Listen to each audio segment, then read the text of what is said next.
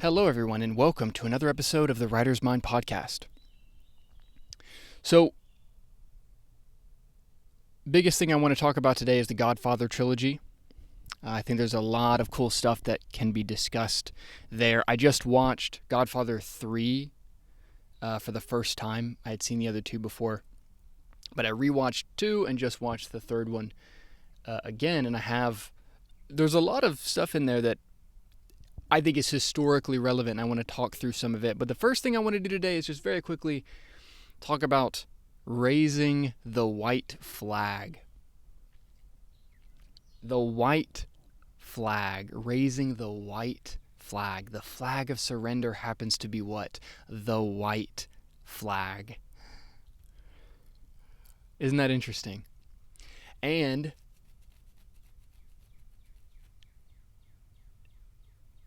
we use what to wipe our ass? Toilet paper, which is white, right? You can almost say it's white flags, and napkins and paper towels and all of this. And that idea, the white flag, the flag of surrender, that is a more modern warfare in terms of, like, let's say the last couple hundred years. The white flag is the flag of surrender. Isn't that interesting? And then that symbolism, I believe, goes into our daily lives, particularly with toilet paper and that sort of thing. So just something to chew on.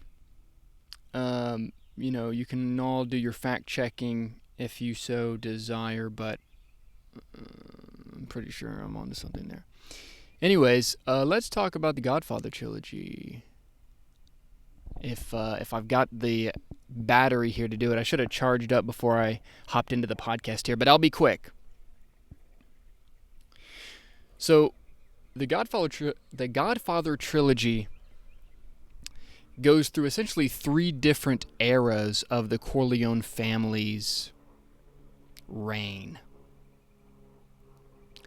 And we start off with Vito Corleone, and we see his family, the Corleone family under his control, which is strong and large, but not necessarily like a mega conglomerate or any of this. And then through that first Godfather film, Michael takes over as the head of the family. Godfather 2 follows Michael as he is radically expanding the scope of this familial empire. And it also takes us back to Vito Corleone and the formation of the family into essentially like a neighborhood mafia, and then it sort of grows from there.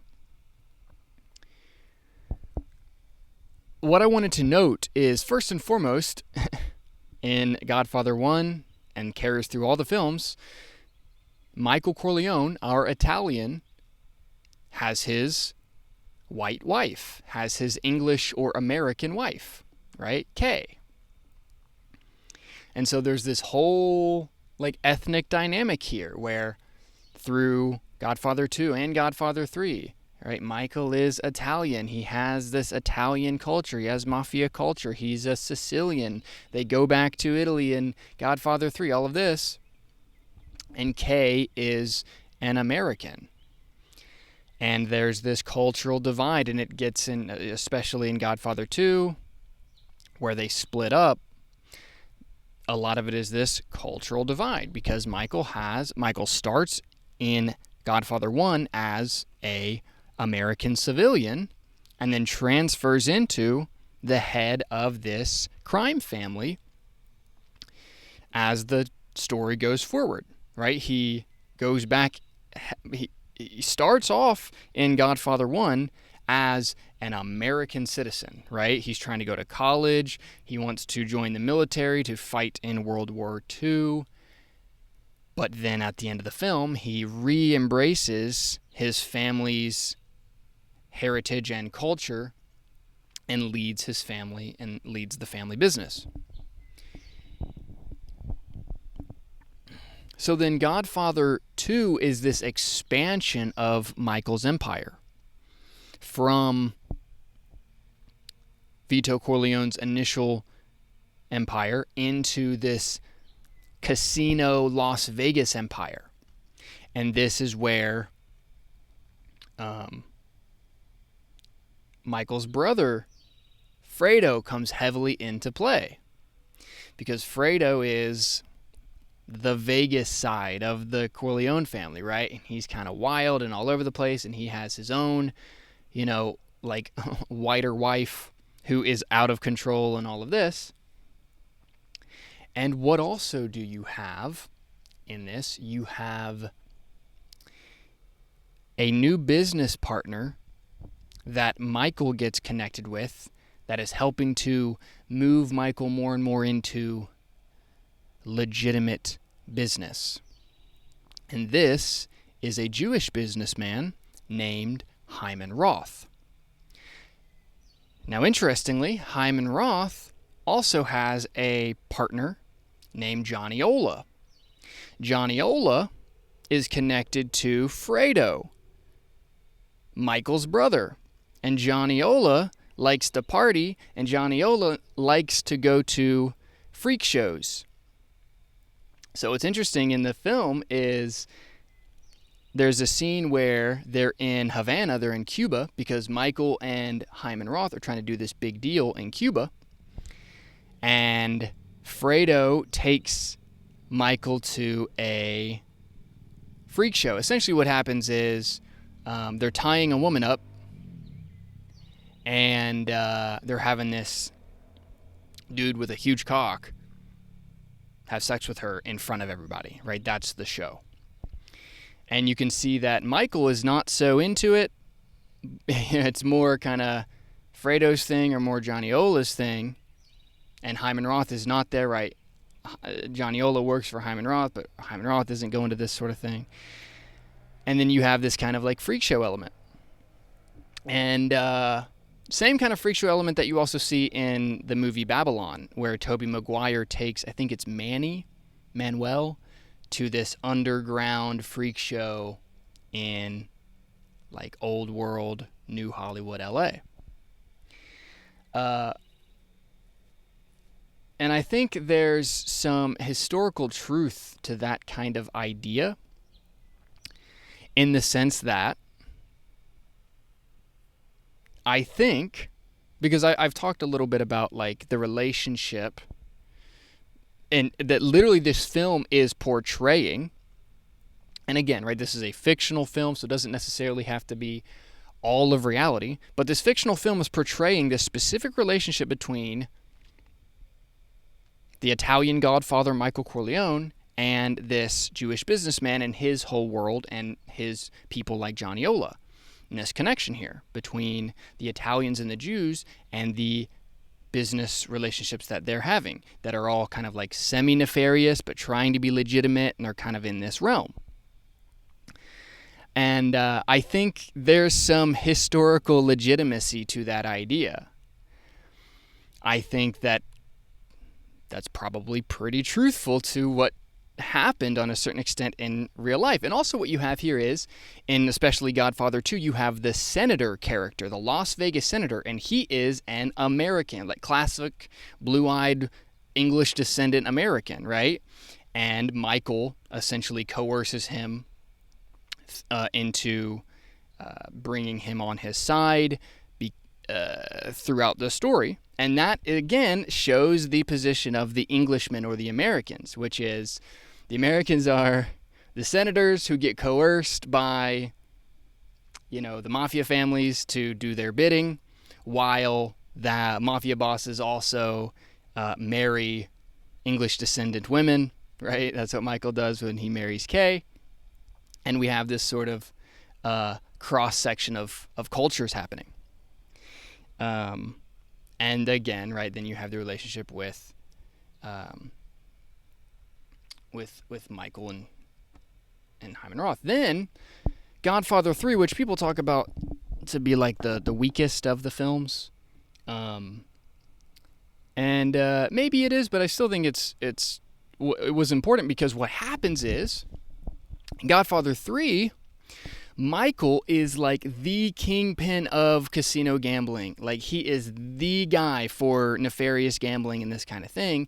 and he's trying to go legitimate in his old age, and now he's this huge kingpin, right? He's like doing huge deals. And what's happening in Godfather 3? Well, Michael is going back to Vatican City to do a real estate deal. And the whole plot and premise of Godfather 3 is about Michael trying to clean up his act in terms of his old nefarious businesses, in terms of gambling, in terms of being a mafioso and killing all of these people, and trying to look like a, above board businessman and do this big real estate deal with the Vatican. And I really think that there's a lot of truth to this trilogy of films and kind of what it's symbolizing, right? It may be fictional stories, but it is symbolizing what I believe was based in reality, which was that you had the Italians that came over and had a very strong familial bond and strong familial culture, and were able to create mafia families based upon that bond, right? That religious and ethnic bond that they had, and they were able to do well in America because of it. And then that grew, and they did deals with who ended up being above them, which was more of the Jewish businessmen who had the direct connections and relationships with the actual governments, right? That's what you see with Hyman Roth, is Hyman Roth has this direct relationship with the Cuban government in the film, and that's why Michael and Hyman Roth are trying to do this huge deal in Cuba, because of Roth's relationship with the government itself. And, you can watch the film and see all of that. And then the final film showing, Michael at this absolute pinnacle, which is he's literally doing a deal that is dependent on the Pope's health, and he's working directly with the Vatican treasury and all of this. And what's really interesting about Godfather 3 is a lot of it is taking place back in Italy, and now we have this sort of it's Michael and Kay doing this look back on their relationship, where they split in Godfather 2, and now they're doing this kind of look back in their relationship and how they're the same and how they're separate, and they talk, and you're seeing the cultural divide between the two of them, I think the strongest in Godfather 3. And now Michael is this divorced man whose children aren't really listening to him, whose, ex-wife isn't really listening to him, whose nobody's really listening to him, and he's just trying to do these deals and be legitimate as best he can and try to leave the family in the best possible place, and dealing with the guilt of what he's done and all of this. So Godfather 3, it's a really important, I think, like the 3 films, I think that's what happened in history to a certain extent, where I think you have this relationship between the strength of the Italians, the strength of the Roman Catholic Church, the strength of Jewish businessmen, and how they were able to do very well in America, and how some of the Americans, or English-descended Americans, whatever you want to call them, how they fit in, right? And they were the senators getting swindled, or they were the wives, getting brought into families and this kinds of things, while the leaders and heads of families or heads of the businesses were, these other people.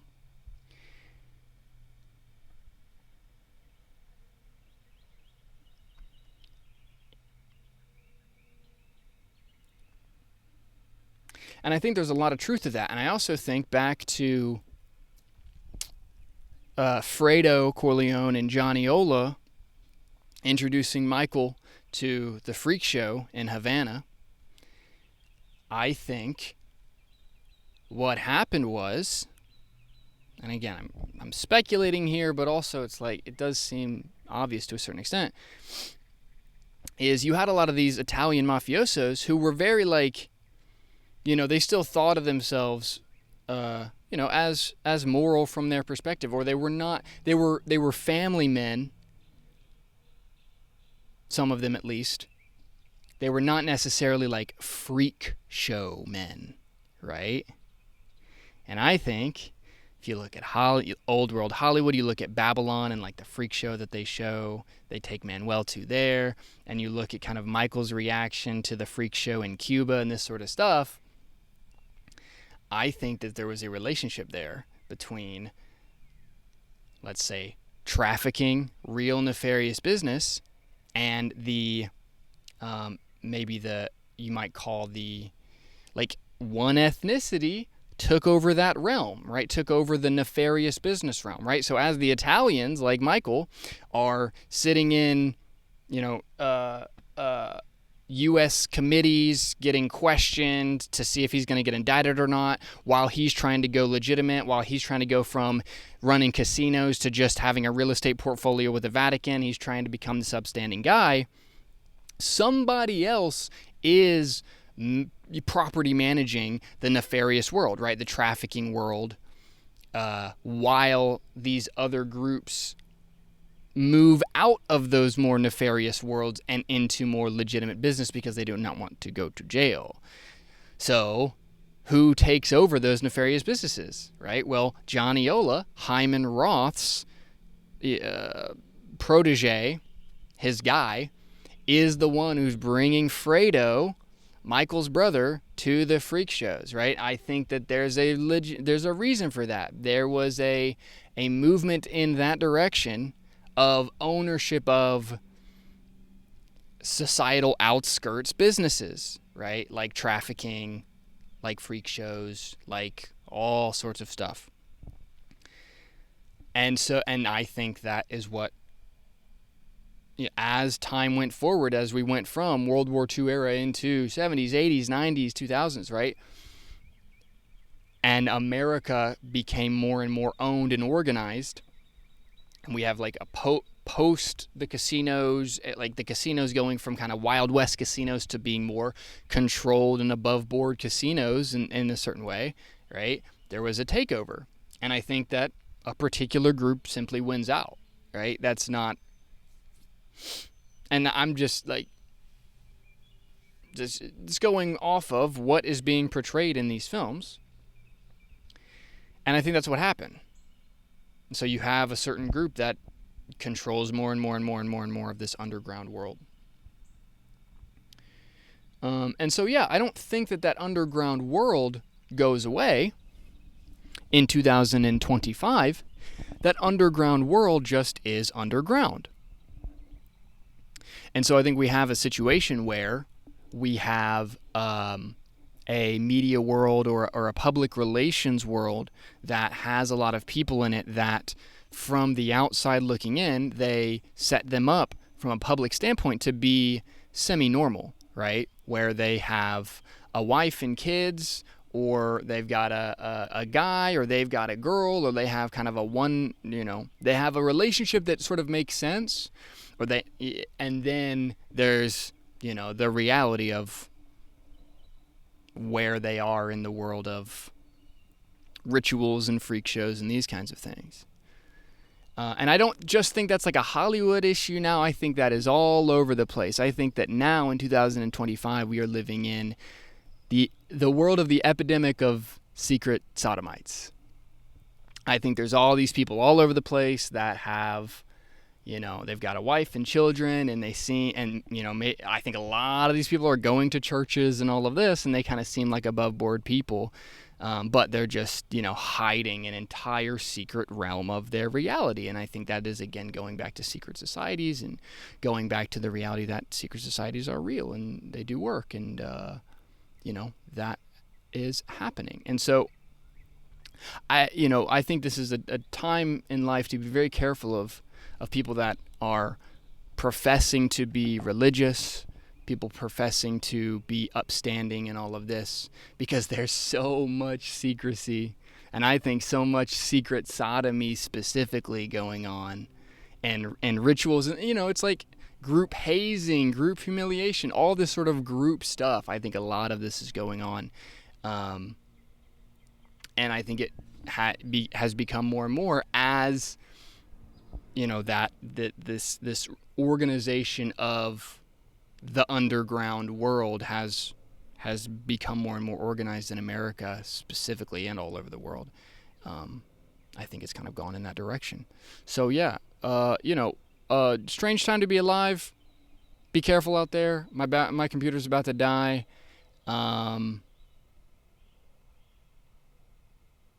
yeah. See ya.